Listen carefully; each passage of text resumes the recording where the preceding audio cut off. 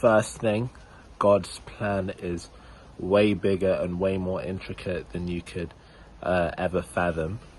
I think a lot of times I thought when I was 13, I thought I had the end goal, but I wasn't too sure how I would get there or like what the steps would be, and I couldn't see how the dreams that I had for myself and the ideas that I had for myself, I couldn't see how they were realistic, and I couldn't see how they could ever happen.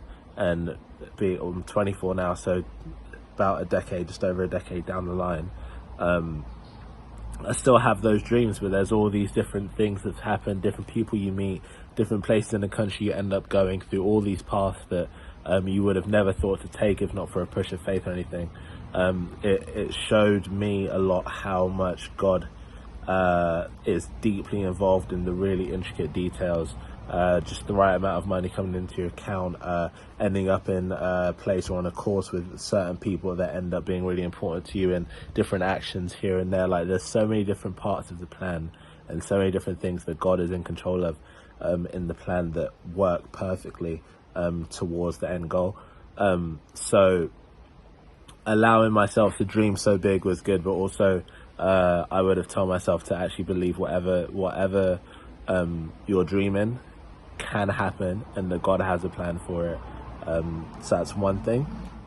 Second thing, don't get into any relationships until you feel completely content in yourself and in your faith.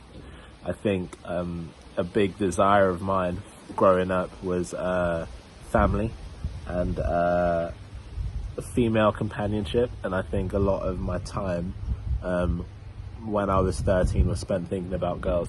And actually when you get into a relationship, or when you're looking to be in a couple with someone, the most successful relationships are people who know themselves, are completely content in themselves, and are bringing their best into a relationship. Of course, they continue to work on themselves, but because they're comfortable and secure in themselves, they're not projecting any of their own issues on that other person. You know, you can actually see an issue and a problem for what it is, and communicate that clearly and correctly. And that just comes with maturity. When I was 13, I didn't have the maturity or the confidence or the contentment in myself and in my own faith to be mature enough for relationships. So I would just say it's to stay single until you know who you are. And one more thing that I would have told myself when I was 13 was to push myself. I was good at some things, good at basketball, good at some other things, and I stayed in those kind of places that I was good at. I didn't push myself too far out of those zones, but to push myself in an area that I would have liked to be good at, but maybe wasn't as good at that I thought. Maybe like acting and like things like this, drama. I think that's really pivotal for your growth, to learn how to work hard at something that doesn't come easy to you, but learn how to build a work ethic. I probably would have told myself those things. Know that God has a plan, that God is sovereign.